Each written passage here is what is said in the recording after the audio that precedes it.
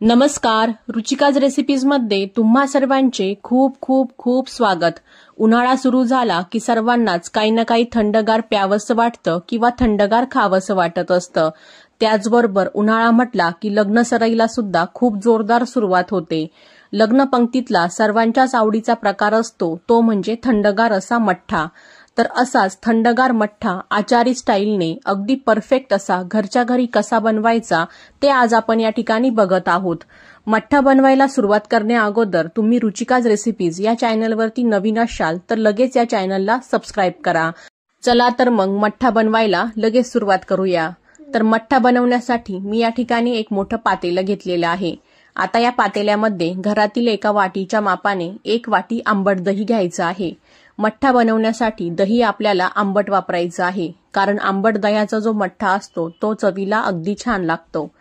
आता या दह्याला रवीने व्यवस्थित असं फेटून घ्यायचं आहे। 1 ते 2 मिनिट आपण रवीने अशा प्रकारे दही फेटून घेतलं ना तर यामध्ये दह्याचे जे काही गोळे असतील तर ते पूर्णपणे निघून जातील आणि आपल्याला अगदी छान असं प्लेन दही या ठिकाणी मिळणार आहे। तर आता आपण याला 2 ते 3 मिनिटं छान असं फेटून घेऊया। तर आता मठ्ठ्यासाठी आपल्याला या दह्यापासनं ताक बनवायचं आहे। तर ताक बनवण्यासाठी आपण ज्या वाटीच्या मापाने दही मोजून घेतलेलं होतं अगदी त्याच वाटीच्या मापाने आपल्याला यामध्ये सुरुवातीला 3 वाट्या पाणी टाकून घ्यायचं आहे। तर मठ्ठा जो असतो तो अगदी पाण्यासारखा पातळ असतो, त्यामुळे आता आपण सुरुवातीला यामध्ये 3 वाट्या पाणी टाकून घेणार आहोत आणि त्यानंतर जशी गरज वाटेल तसं आपल्याला यामध्ये पाणी ऍड करत जायचं आहे। तर आता आपण यामध्ये 3 वाट्या पाणी टाकलेलं आहे। आता रवीने आपल्याला याला व्यवस्थित असं मिक्स करून घ्यायचं आहे। तर आता आपण याला व्यवस्थित असं मिक्स करून घेऊया। तर आता आपण याला व्यवस्थित असं मिक्स करून घेतलेलं आहे। मला अजून यामध्ये थोड्याशा पाण्याची गरज वाटत आहे, तर मी यामध्ये अजून 2 वाट्या पाणी टाकून घेत आहे। तर सुरुवातीपासून आतापर्यंत आपण यामध्ये 5 वाट्या पाणी टाकलेलं आहे। तर 1 वाटी दह्यासाठी आपण यामध्ये 5 वाट्या पाणी टाकलेलं आहे। तर या ठिकाणी आता आपण याला व्यवस्थित एकदा मिक्स करून घेऊया। तर आता आपलं हे व्यवस्थित मिक्स करून झालेलं आहे आणि आपलं मठ्ठ्यासाठीचं जे ताक आहे ते सुद्धा बनवून तयार आहे। तर बघा अशा प्रकारे आपल्याला या ताकाची कन्सिस्टन्सी हवी आहे। तर आता आपलं ताक बनवून झालेलं आहे। यामध्ये आता आपल्याला मठ्ठा बनवण्यासाठी काही मसाले ऍड करायचे आहे। तर सुरुवातीला आपण मिक्सरच्या भांड्यामध्ये एक वाटण बनवून घेणार आहोत। तर त्यासाठी एक मिक्सरचं भांडं घेतलेलं आहे, त्यामध्ये आपल्याला 2 ते 2.5 इंच आल्याचे तुकडे ऍड करायचे आहे। मठ्ठ्यामध्ये आल्याचा वापर थोडासा जास्त करायचा आहे, त्यामुळे आपल्या या मठ्ठ्याला अगदी लग्नाच्या पंक्तीतल्या मठ्ठ्यासारखी चव येते। त्यानंतर मी या ठिकाणी मीडियम तिखट 2 हिरव्या मिरच्या टाकून घेतलेल्या आहे। तुम्ही जर तिखट मिरची वापरत असाल तर यामध्ये एकच वापरायची आहे। आता आपण याला अगदी जाडसर असं मिक्सरला वाटून घेतलेलं आहे। आता हे मिरची आणि आल्याचं वाटण आपण या ताकामध्ये टाकलेलं आहे। आता या वाटणाला या ताकामध्ये व्यवस्थित असं रवीने मिक्स करून घ्यायचं आहे। तर आता आपण याला एकदा व्यवस्थित असं मिक्स करून घेऊया। तर आता हे वाटण व्यवस्थित यामध्ये मिक्स झालेलं आहे।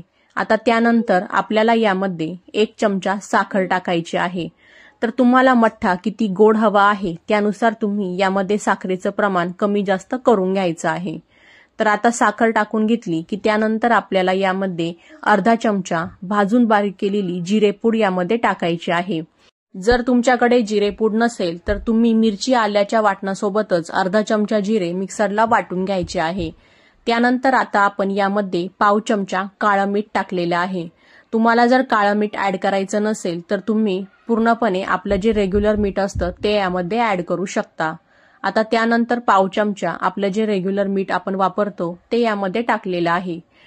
आता हे सर्व जिन्नस आपल्याला या ताकामध्ये व्यवस्थित असे मिक्स करून घ्यायचे आहेत।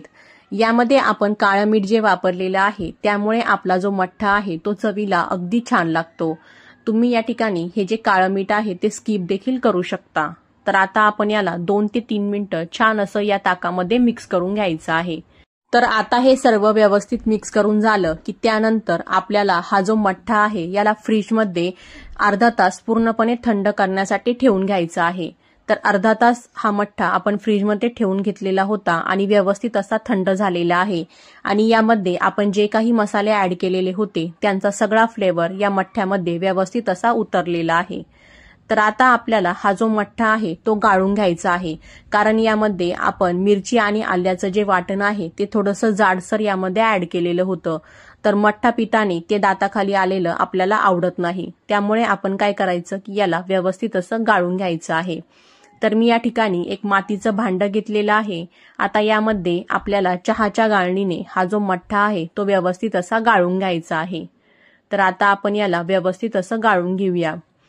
आलं आणि मिरचीचे जे कण आहेत ते दाताखाली आलेले अजिबात चांगले लागत नाही, त्यामुळे अशा प्रकारे मठ्ठा गाळून घेतला ना तर आपल्याला मठ्ठा प्यायला अजूनच चांगला लागतो.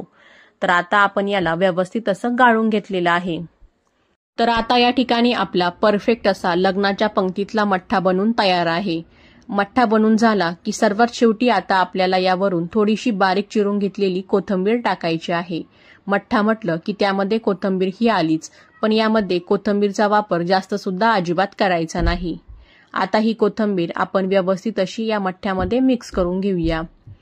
तर या ठिकाणी आपला मठ्ठा बनून तयार आहे. आता याला आपण थंड करून घ्यायचा आहे आणि असा थंडगार मठ्ठा आपल्याला सर्व्ह करायचा आहे. चला तर मग या ठिकाणी अगदी परफेक्ट असा लग्नाच्या पंक्तीतला मठ्ठा बनून तयार आहे. तुम्हाला माझी ही आजची रेसिपी आवडलेली असेल तर व्हिडिओला लाईक करा आणि जास्तीत जास्त शेअर करा. आणि तुम्ही सुद्धा माझ्या या रेसिपीने एकदा हा लग्नाच्या पंक्तीतला परफेक्ट असा आचारी स्टाईल मठ्ठा नक्की ट्राय करा. चला तर मग अशाच नवनवीन आणि पारंपरिक रेसिपीजसाठी तुम्ही अजूनपर्यंत रुचिकाज रेसिपीजला सबस्क्राईब केलेलं नसेल तर प्लीज लगेच माझ्या या चॅनलला सबस्क्राईब करा आणि पुढील बेल आयकॉन प्रेस करायला अजिबात विसरू नका, म्हणजे माझ्या पुढील व्हिडिओच्या नोटिफिकेशन्स तुम्हाला लगेच मिळत राहतील. चला तर मग अशाच नवनवीन आणि थंडगार रेसिपीज सोबत आपण पुन्हा भेटू. तोपर्यंत बाय, टेक केअर.